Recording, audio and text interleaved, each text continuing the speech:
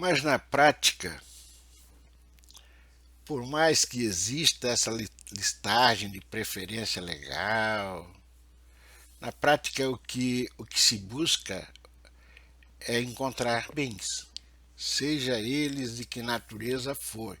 E em hipótese alguma, o credor, que é o exequente, o senhor oficial de justiça, vai abrir o código e ficar lendo essa gradação contida. Olha, eu vou primeiro procurar isso, depois vou procurar aquilo. Não, o dinheiro de início já posso lhes adiantar que já se faz esse pedido, que ocorra a penhora online, quer dizer, via Bacen, Banco Central. Ou seja, essa é uma das primeiras medidas que se faz. Se houver conta do devedor em qualquer banco do nosso sistema, vai ser feita a apreensão. Agora, isso é o sonho. É impossível? Não, sim se consegue, mas na maioria dos casos essa medida ela não logra êxito. Então veja, essa gradação, na verdade, ela serve para quê? Para que o devedor possa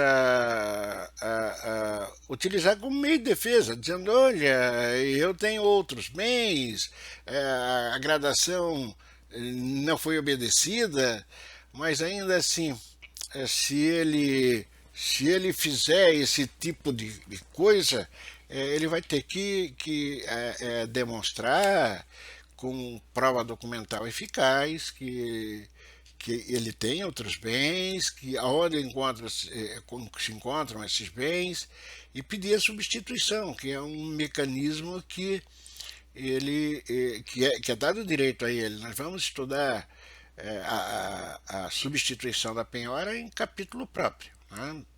Mas aqui é só para ratificar que, embora exista essa listagem de preferência, a penhora irá recair sempre nos bens que vierem a ser encontrados. Cabe ao devedor, se pretender a substituição, como eu já disse, demonstrar de forma clara, cristalina, com prova de propriedade, com prova de inalienabilidade, empenhorabilidade, que esses bens não estão afetados por essa regrinha e condição, valores, onde se encontram, e que esses bens, além de obedecer à gradação, eles são, quer dizer, bem mais interessantes ou idênticos para a substituição que ele pretende fazer. Então, é isso, e o restante é sonho, é ficção jurídica, não adianta que não vão lograr êxito. É a mesma coisa que se fala de bens de pequenos valores, né? Ou bens de pequeno valor que se encontra lá no artigo 836 caput do CPC. Que o bem de pequeno valor não deve ser objeto de penhora. E porque o que é um bem de pequeno valor? É aquele bem cujo produto levado aquele bem que, se levado à expropriação, o produto, o resultado da operação de venda é fraco, é pequeno, ele será absorvido apenas para o pagamento de custas e nada mais. Ou seja, não servem para atender a finalidade do processo, que é a satisfação do direito do credor. E temos que observar o seguinte: esses bens, eles podem não atender à execução, e às vezes são relevantes ou de relevante importância para o devedor. Então, motivo até minha atenção e respeito à dignidade humana, entende-se que eles não devam ser apreendidos judicialmente.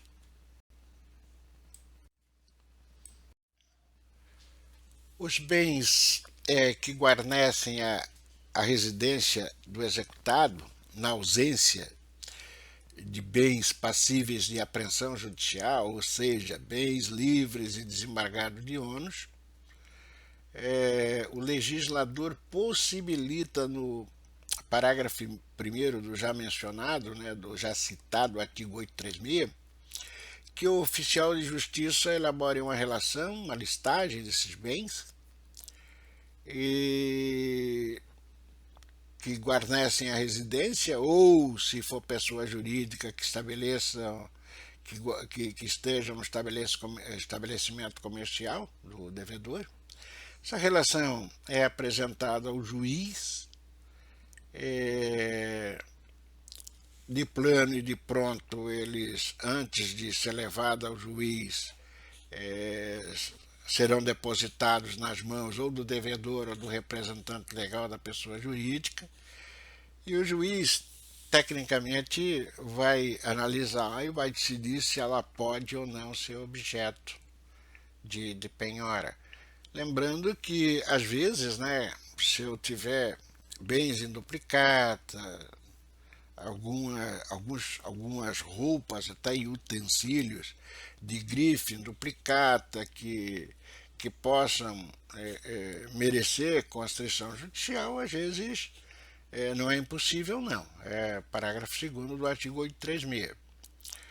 E, por derradeiro, eu quero chamar a atenção de vocês quanto à possibilidade de penhora sobre bens gravados de ônus.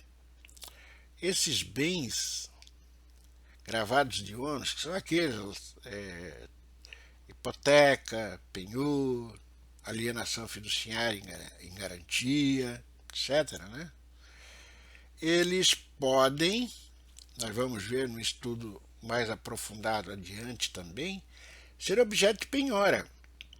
Mas,